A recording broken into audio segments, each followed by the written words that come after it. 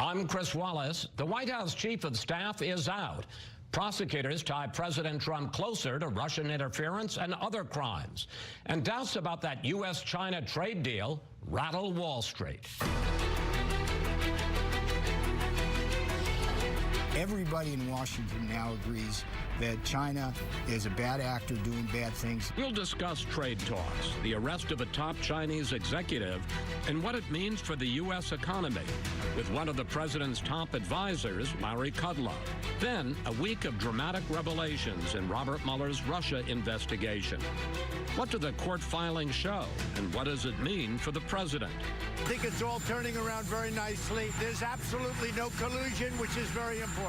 Senator Angus King, a key member of the Senate Intelligence Committee, joins us. Plus, we do not want to let a Trump temper tantrum govern our policies or cause the shutdown of the government. I don't think the president's bluffing. We'll ask our Sunday panel if a government shutdown over President Trump's border wall is now unavoidable.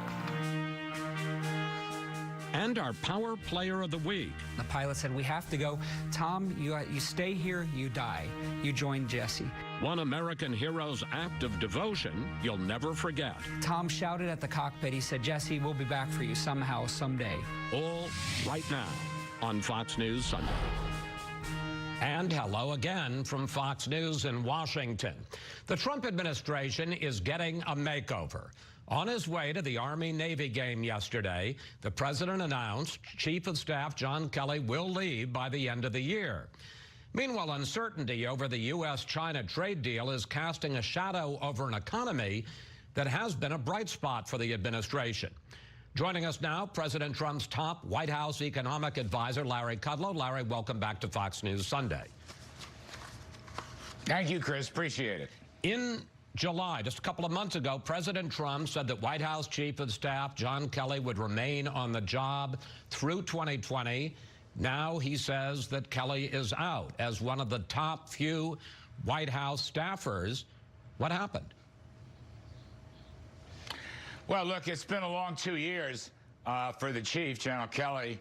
You know, he ran Homeland Security and has been running the White House staff. I think, by the way, he's been a very good chief, very orderly processes in the White House. As you know, it's not an easy thing to do. General Kelly is a remarkable patriot. He has given such phenomenal service to this country. Perhaps it is time for a rest. President Trump, at our senior staff Christmas dinner Friday night, had some wonderful complimentary things to say about the chief. I heartily concur. So I suppose it's time to move on. Well, let me ask you two more quick questions. One, did Kelly resign or was he forced out? I don't know, to be perfectly honest. I think it was very amicable, all right? That's what I understand. You know, again, the president's saying good things about the chief. I've been in so many meetings. I mean, just so many meetings in my tenure, a little less than a year now. I think a lot of the gossip is just wrong. I think they did get along. Everybody's going to have disagreements. That's the way life works. But was he fired? I don't think he was fired. I wasn't privy to that final conversation. But the president's had great things to say about him. What do you think of Nick Ayers? I think quite a lot of Nick Ayers, actually. I've known him for a while. President, I guess, will let us know tomorrow or sometime early in the week who the next chief is going to be. In terms of Nick Ayers, Mike Pence's chief of staff, I think the world of him. All right, let's turn to your day job. The stock market's had a terrible week since President Trump and President Xi had dinner in Argentina on Saturday night. The Dow lost 1,100 points, or 4.5%. The S&P 500 is now in the red for 2018. Question, how much of this is because of confusion over just what the U.S. and China have agreed to? Well, I don't know. I mean, I'll grant you that, you know, trade issues, China trade issues haven't been all buttoned down yet. But look, Chris, the first couple of days after that dinner, I was down there at G20 Argentina. The markets did very well. both in China and the U.S., as a matter of fact. Since then, there have been some issues. The Huawei issue, that's a technology company that was violating Iranian sanctions, and Canada has taken them in, and they'll probably be extradited to the U.S. There have been some different statements here and there. Look, I can just tell you right now, we are on track. China has finally, I mean, Wednesday and Thursday, China's Commerce Department issued some very positive, promising statements. Sometimes I think these things get lost, maybe the beautiful funeral of former President Bush, but they said, look, they agree with the timetable, they agree with the deadlines, they expect to be moving immediately to take actions on key commodities, for example, by lowering tariffs and opening up export sales for us, things like energy, agriculture, industry. Something like 35 Chinese agencies and the Supreme Court are now working on new legislation to deal with the IP theft issues and other technology issues. Larry, the reason... So when you piece it together, Chris, there's a lot of good things out there, and I think sometimes it gets lost in the shuffle. Well, here's part of the reason it's got lost and why it took till Wednesday or Thursday to people find out about it, because there are big differences between how the president and the White House is describing what was agreed to and what the Chinese are saying was agreed to. And let me put a couple of them up. The U.S. says China agreed to, quote, very substantial purchases of agricultural and other products. The Chinese say nothing specific about how big those purchases will be. President Trump says the Chinese will remove their 40% tariff on U.S. auto imports. The Chinese are ducking that one. And then there's the difference between what you and White House Trade Advisor Peter Navarro had to say on Friday about that 90-day deadline for a suspension of tariff increases. Take a look. The president has indicated if there's good, solid movement and some good action, he might be willing to extend the 90 days. We'll have to see on that. If they're not resolved in 90 days, is this administration willing to walk away? It's not a question of walking away. It's a question of moving forward on the strategy. That contradiction between you and Peter Navarro led to a 500-point drop in the Dow on Friday. Forget the Chinese. The White House can't seem to get its own story straight. Well, with all respect, I don't think there's much daylight between Peter and I. We are focused right now on this first 90-day increment. Regarding what may happen in the future and presidential considerations, that'll be up to POTUS, of course, working with President Xi. I really think that's an exaggerated point. But, Chris, look, I understand people are looking for these issues. Let me just read very quickly. Here was the Chinese Commerce Department announcement. I think it was Wednesday or Thursday. China will immediately implement specific issues that have been agreed upon by agriculture products, energy, and automobiles.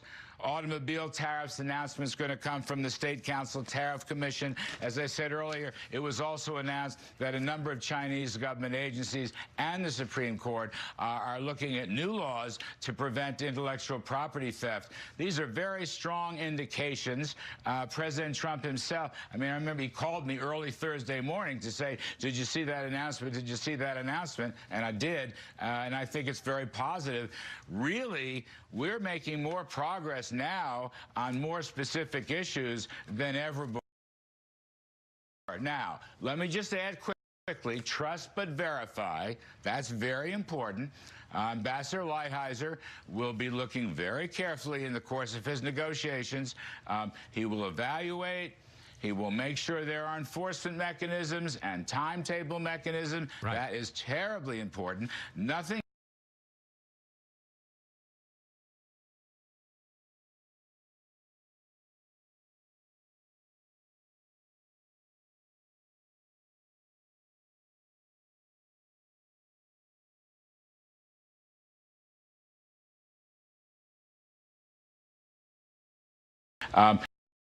He will evaluate.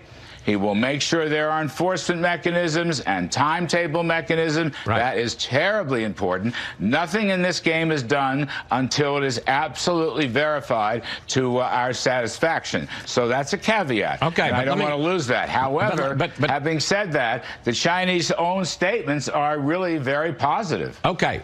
Well, except that, for instance, the president tweeted 40% a tariff on auto imports is lifted. The Chinese have not committed to that. And there was a big bump in the road on Saturday night. President Xi and President Trump are sitting there having dinner together. You're at the table with them. And suddenly there's the arrest last Saturday of Meng Wanzhou, the chief financial officer of telecom giant Huawei, as you say, for allegedly violating U.S. sanctions on trade with China. Couple of quick questions. One, did President Trump know about that arrest when he sat down to dinner with President Xi? And if not, what was his reaction afterwards? He did not know. He did not know, and he had no reaction afterward. Well, the reports have been that he was livid, and frankly, just as an outsider, if one of the top businessmen in the other person's country was being arrested while I'm making nice at dinner, I'd be livid. He didn't know, okay? I'll just state that unequivocally. He learned way later, by the way, way later. Look, regarding the Huawei prosecution, let me just say that's a law enforcement action. It's primarily Department of Justice. It is a very important issue because the evidence suggests, at least so far, the alleging suggests that Huawei did break the Iranian sanction through different financial channels. We will see how that plays out. That's a enforcement channel. Can I just ask you a question about how we're talking about it? I just want to ask you one question about how it plays out, if I may, Larry. Republican Senator... Yeah. Marco Rubio said this week after the arrest that Huawei, a telecom giant, is a bad actor. Here is Rubio. Knowing the history of Huawei and how it served as an instrument of Chinese espionage and influence, it's concerning. But you know, if we have a case to be made, the right thing to do is to charge her, and the right thing to do for Canada is to extradite her.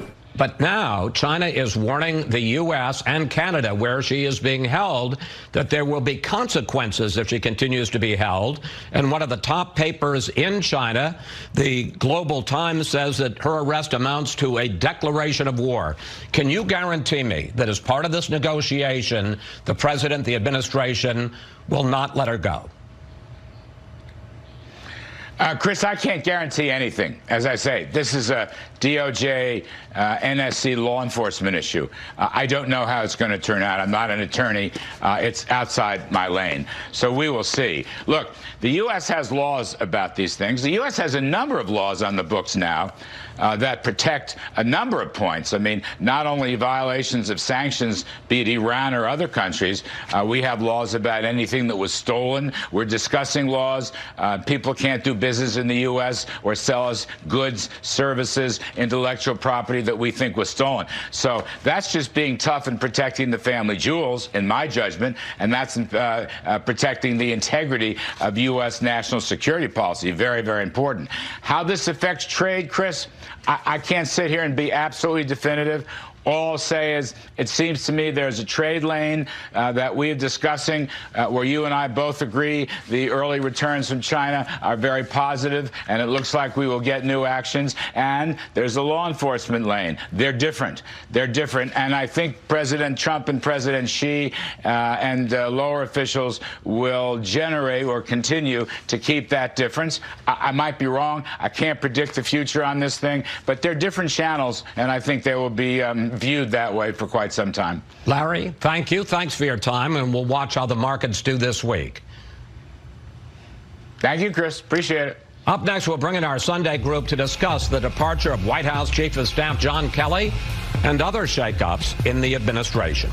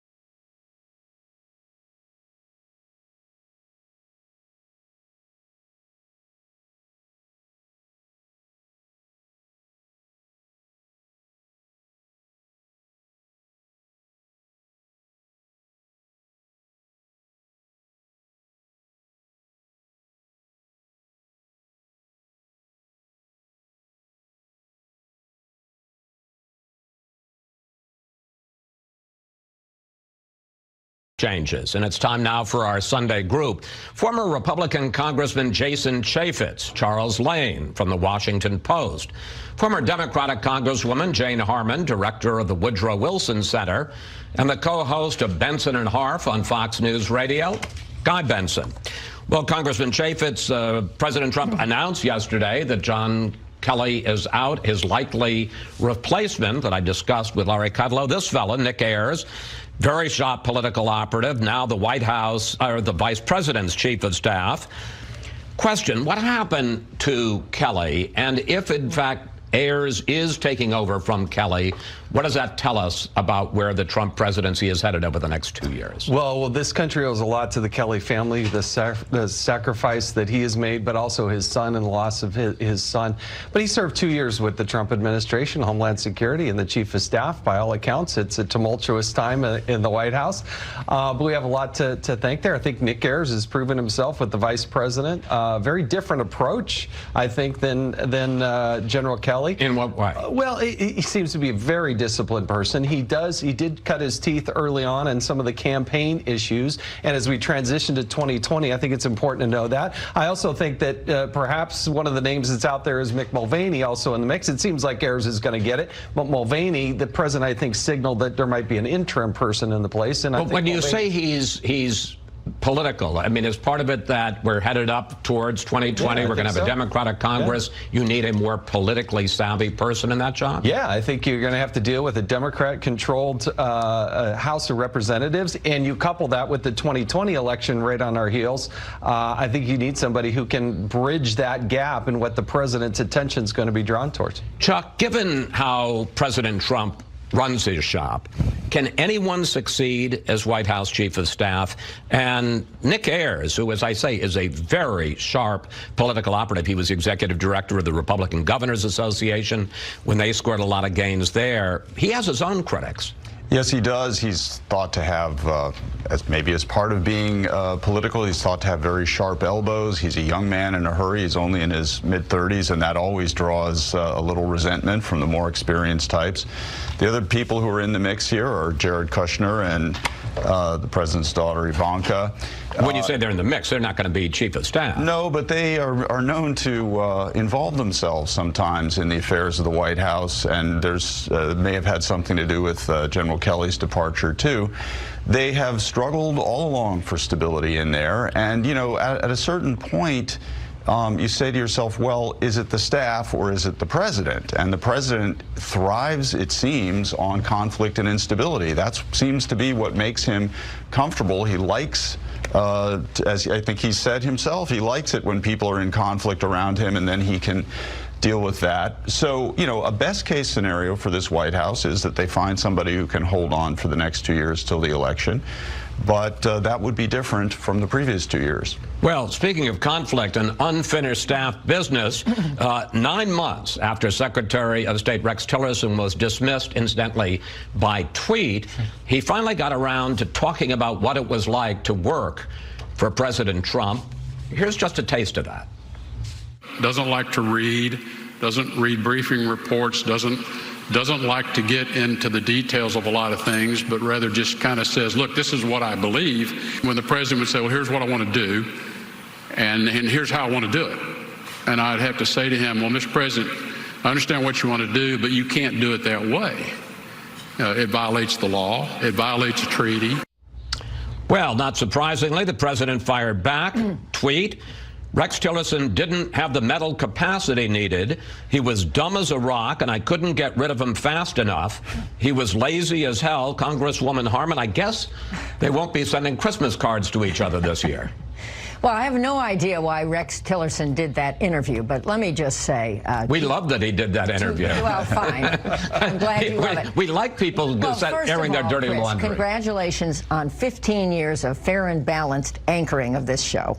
Big deal. Thank you. Really big deal. Thank you. Thought I was going to get through without that, but go ahead. Well, you didn't. But now, back to this. I mean, I came of age when John Kennedy said, ask not what your country can do for you, ask what you can do for your country. We just buried a president where duty, honor, and country were the theme of his service over his entire lifetime. And I think Rex Tillerson came to Washington out of a feeling of duty, honor, and country. And I think he was an excellent head at Exxon.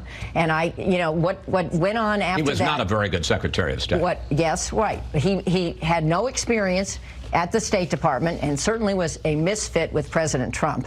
But I think the latest tweet is a sad lack. It shows a sad lack of civility and respect for honorable people who come to serve. And and what Tillerson punched. Well, it's what I said. I think it's unfortunate that he took. Well, yes, I think the whole thing was unfortunate. Just a comment on John Kelly, who absolutely gave his son, or his son gave his own life in Afghanistan to protect our country, and we should really honor his service. And I surely hope we're not going to see tweets like the Tillerson tweet after John Kelly leaves. His service for his whole lifetime, his military service, was so honorable. Guy, let's go back to my discussion with Larry Kudlow in the last section. What do you make of the differences that we're seeing in how the U.S., the president, the White House is describing what was agreed to, or even what's on the table in the discussions between the U.S. and China on trade, and what the Chinese are saying about it? Are the markets right to be concerned about those differences, and how big a monkey wrench did the arrest of this really top, I don't think you can overstate how important this Chinese businesswoman is, what kind of a monkey wrench that threw into all of this? Well, I think first on the arrest, it's one of the rare instances here in D.C. where there was virtual unanimity about that company and that they're bad actors, and something like this was due and important, given their sanctions violations, their espionage, their IP theft.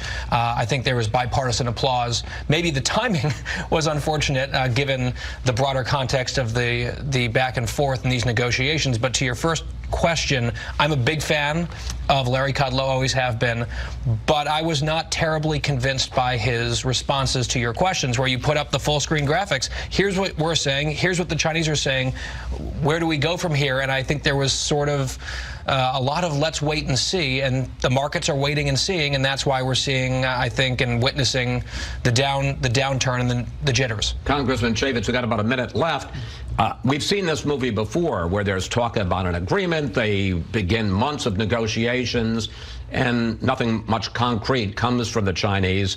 How worried are you? How worried should the markets be that we're going to see this again? I think the president's actually moving us in the right direction. Nobody's challenged and taken on China, and we've all known that they have been abusive in their intellectual property theft. They've been taking advantage of the U.S. markets. The fact that the president is putting America first is exactly what he campaigned on. No doubt it's going to be tumultuous getting there, but the president is pushing us in the right direction. But are you confident that the Chinese are going to, what the president says is keep their word and really change the way they act? Yeah, I really do. I think the Huawei situation is going to be a distraction. I understand the timing is bad, but I can tell you, having sat through a lot of meetings over the 8.5 years I served, Huawei was always in a lot of those discussions. 15 seconds. Right goal, but wrong way to manage it. And I think people are skittish seeing the photo op on North Korea and seeing the photo op with Russia, that we're going to get yet another photo op and no serious progress. All right, panel, we have to take a break here. We'll see you all a little later.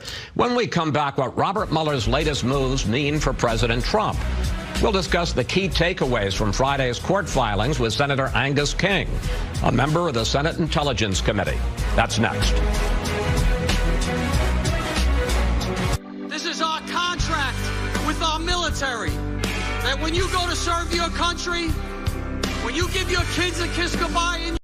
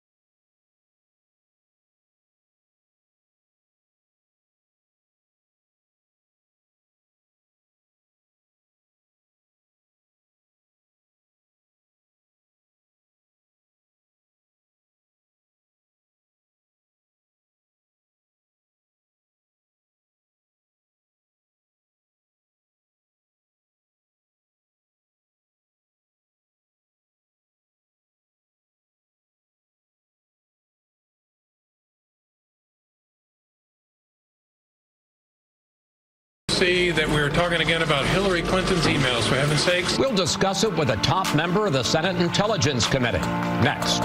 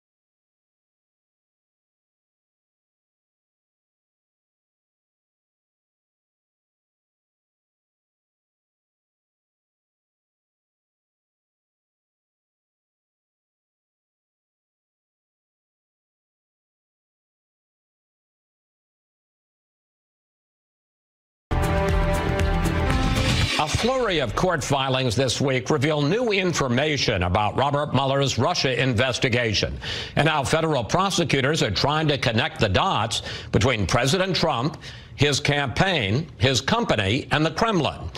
Joining me now from Maine, Senator Angus King, an independent and a key member of the Senate Intelligence Committee. Senator, the special counsel and federal prosecutors in New York issued court filings this week on Paul Manafort, Michael Cohen, and General Michael Flynn. Question, what, if anything, did you learn about possible criminal activity by President Trump, and where does this investigation stand now? Well, I think that the first thing to say is that the Mueller filings on Friday with regard to Manafort and then the District of New York talking about Cohen and also Mueller, I thought they were less interesting, if you will, or important than the Flynn filing earlier in the week. And what was interesting about that was what wasn't said. In other words, there were very large sections of the Flynn filing that were redacted, that we couldn't see what they were. And the special counsel went out of his way to compliment General Flynn on the fulsomeness of his testimony and how helpful he had been, and basically recommended no jail time. It was a kind of prosecutorial pardon, if you will, based upon a high level of cooperation. The Mueller and Cohen filings weren't that. I mean, I'm sorry, the Manafort and Cohen, Manafort and Cohen filings weren't as revealing. Cohen basically went over the information that had already been revealed in his plea arrangement about the payoffs. Senator, let me drill down on one point there.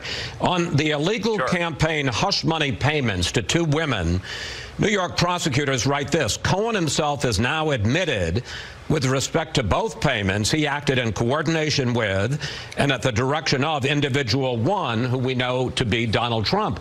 How damaging is that to the president? Well, the president has a series of defenses if indeed that is charged to be a crime against him. One would be it wasn't willful and knowing, which was what the statute requires. And also the question is, it was his own money. A candidate can spend his own much money as they want. There are no limitations. On the other hand, it wasn't disclosed, and that's one of the key factors here. And the key word there is at the direction of, which directly implicates the president in what could be a felony, and so that is a significant development. But that was really in Cohen's guilty plea last August. This really sort of amplifies. Let me ask you about another thing in the Cohen filing by the special counsel, not the New York prosecutors. The special counsel says in November of 2015, someone who claimed to be close to the Russian government offered, quote, synergy on a government level to the Trump campaign. Cohen says he didn't follow up on that, but he did have a series of other meetings with Russian officials. How significant is that? Well, I think it is significant because it is just one more connection.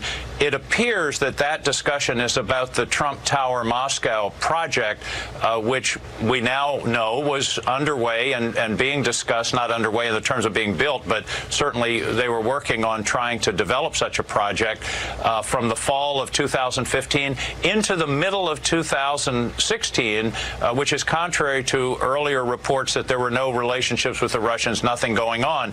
And here's the thing, Chris, if you want to build a big project in Moscow, you got to work with the government. You got to have permission. You got to have a go-ahead from the highest levels of the government, and that means Vladimir Putin. And so this establishes that there were contacts going on during that period, and Michael Cohen was in the middle of it. So bottom line, at the end of this week, as opposed to if I'd spoken to you last Sunday, is there any more there when it comes to the president?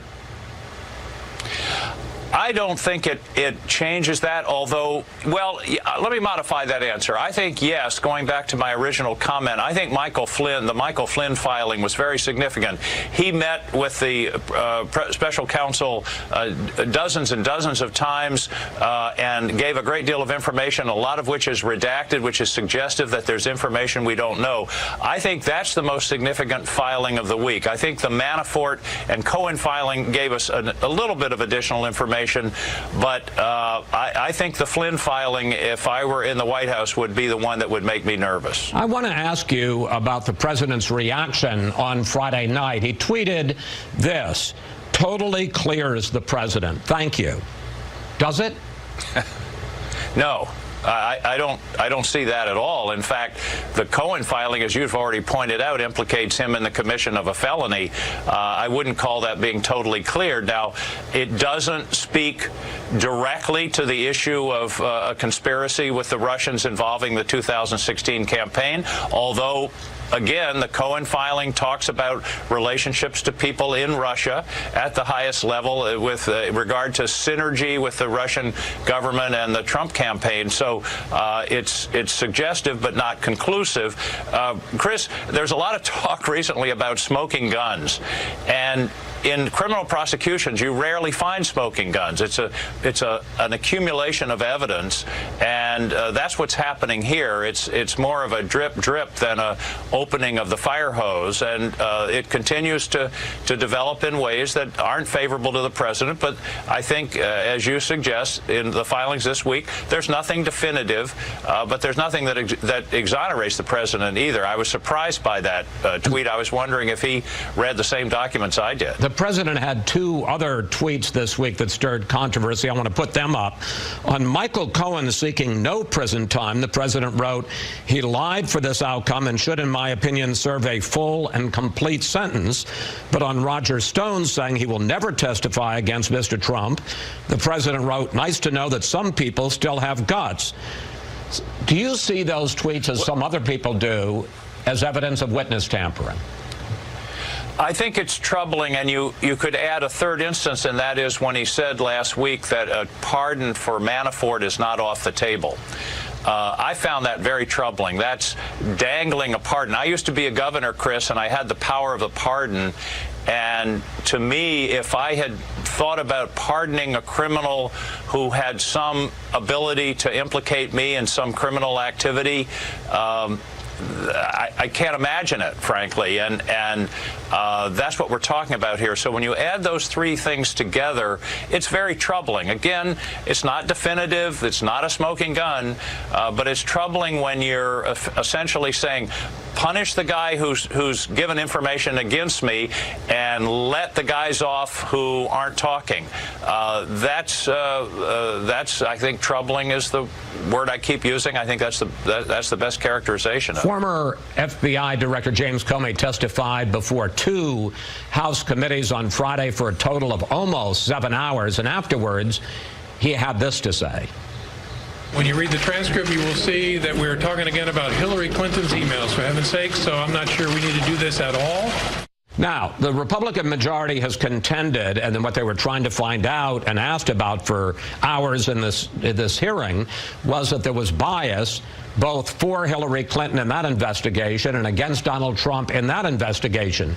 Did you see any evidence of that? Did they find that?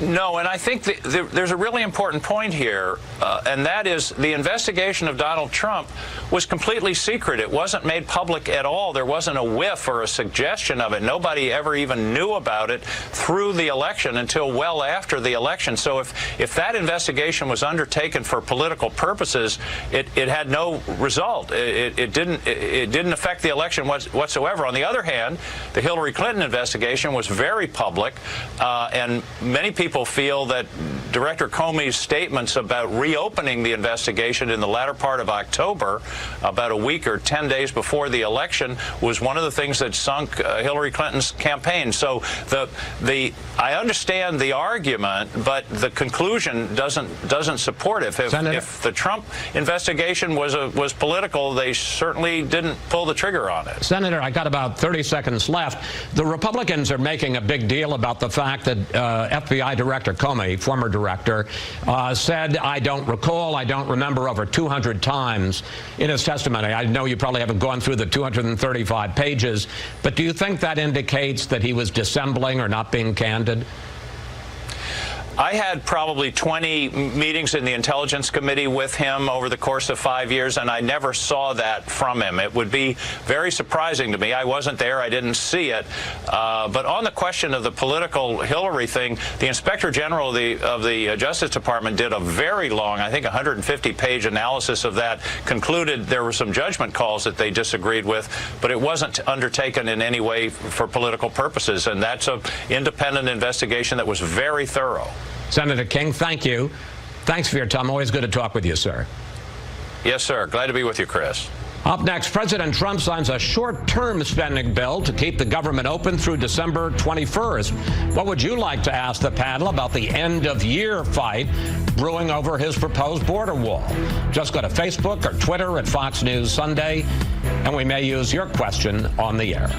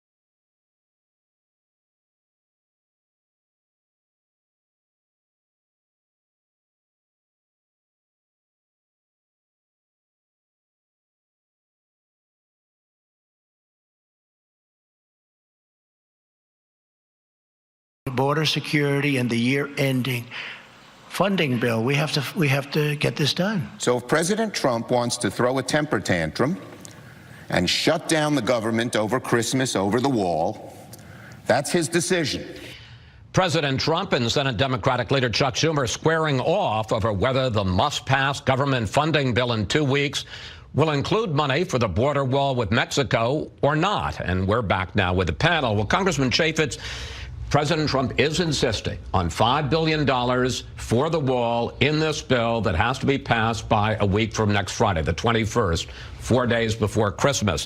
Democratic leaders are now saying they won't even make a deal on DACA, on protecting the Dreamers, if it means they have to fund the wall to $5 billion. Does this mean that a government shutdown, it'll be partial because they passed a number of bills already, but a partial government shutdown is inevitable over Christmas? And if so, who pays the political price? Well, I think it's a very real threat because I think the president's wanting his $5 billion. It's embarrassing. The Republicans weren't able to produce that when they had the House, the Senate, and the presidency. They spent $8 trillion over those 2 years, and they couldn't come up with $5 billion. It's an embarrassment. I think the president's serious about this, but I also think that all bad bills that pass within 7 days of Christmas, and that's what this is headed for. And if there's a shutdown, who pays the price? I think the president is on the winning side of this. They want to protect the security of the United States of America. And all these graphics and all these things you see of people coming north, I think those Republicans will claim victory, but I think those in the middle will understand the president's trying to protect the United States. We ask you for the questions, and we got this on Twitter from Leah Yamim. She writes, I thought Mexico was paying for the wall. Am I misremembering that Donald Trump promised during his Make America Great rallies, or was he plain lying? Congresswoman Harman, how do you answer, Leah, first of all? And secondly, does Nancy Pelosi have any choice on this? If she were to give any ground on funding for the wall, wouldn't that doom her as being elected speaker? Well, first of all, Mexico will not pay for this wall. Second of all, those who will pay the price are the people who live paycheck to paycheck, who won't get a paycheck over Christmas. Real people get hurt. I saw the movie. I was a member of Congress, and the government shut down over Christmas for 27 days in 1995. It was a disaster. It was during the reign of Newt Gingrich. But at any rate, who else will pay the price? I think the president will. Nancy Pelosi should make a deal, in my view, and Chuck Schumer should, too, and I hope they will. Put DACA in there, put ending U.S. military assistance to Yemen, which is something on a bipartisan basis that the Senate wants. Those would be at least 2. And border security is something at least I strongly support. Not necessarily a physical wall everywhere. Well, wait. You say not necessarily. That's the price of admission. You can't put a physical wall through certain environmental areas and along the coast of Texas. But you'd pay for a wall. I would find a way. But one more thing. Hemorrhaging deficits. If we're headed for a recession, all these billions of dollars do add up. And with the Trump tax bill and other things, there's just no relief in sight. So I would return, if I could, some form of this wonderful plan that was supposed to balance the budget and cut spending in responsible ways. All of this is going to happen in 2 weeks. Let me bring in our 2 other colleagues here real quickly, because I want to get to another subject. Guy, how do you think this is going to play out? Well, I would just point out that even though the possibility of a shutdown is serious, and obviously we're here talking about it, and they'll be talking about it in the building behind you, I think,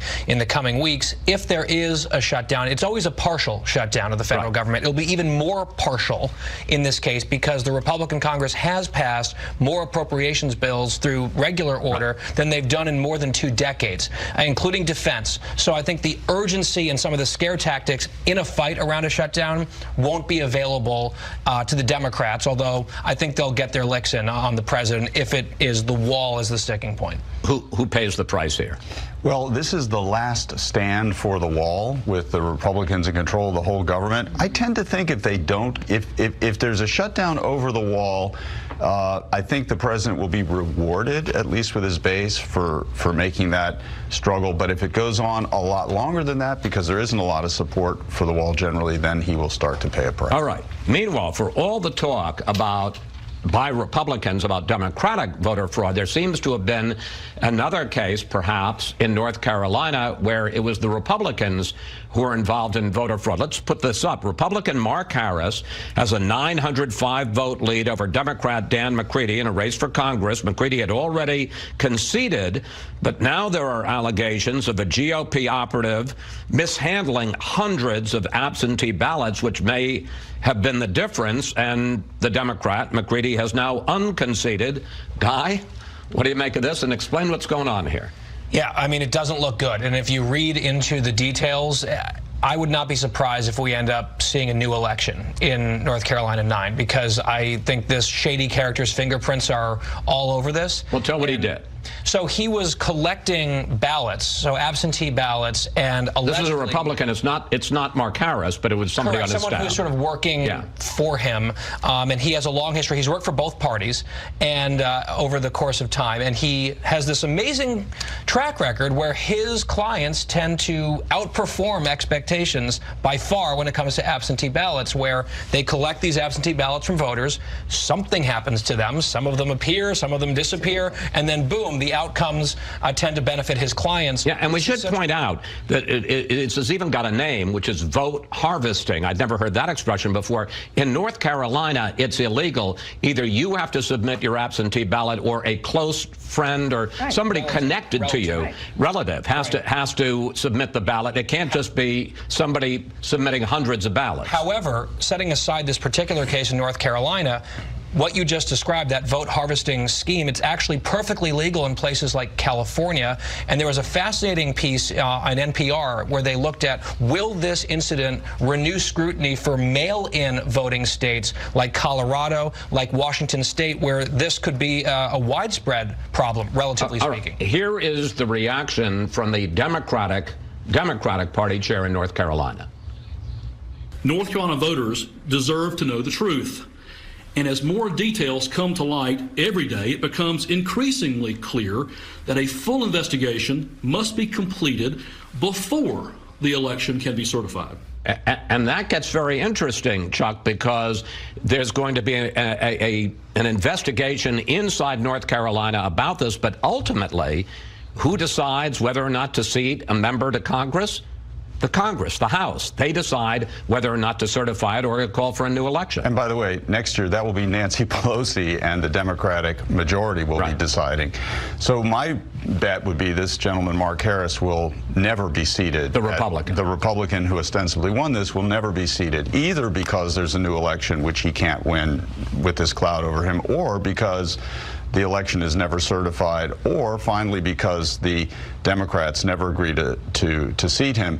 And there's in fairness, there's no evidence that Mark Harris knew about this. Correct. But, you know, there's another factor here, which is this gentleman was not the Republican Party of North Carolina's choice for this seat. Robert Pittenger, the incumbent, was. This is an insurgent Republican candidate. So there's not a whole lot of love for him in the Republican Party. And it turns out that in the Republican primary, the same thing happened. This may have happened as well. Right. So just a final point on that, if I may, excuse me, that I think there's very little incentive for the Republicans to go to the mats for this guy. It's only one seat out of a large minority conference. I think he's toast. So instead of 40-seat pickup, it could be a 41-seat pickup? Yeah.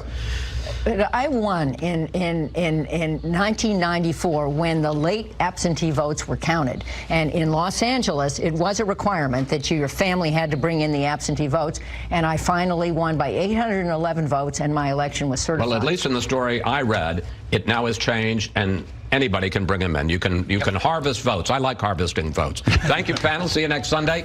Up next, our Power Players of the Week, a story of devotion from two members of the greatest generation.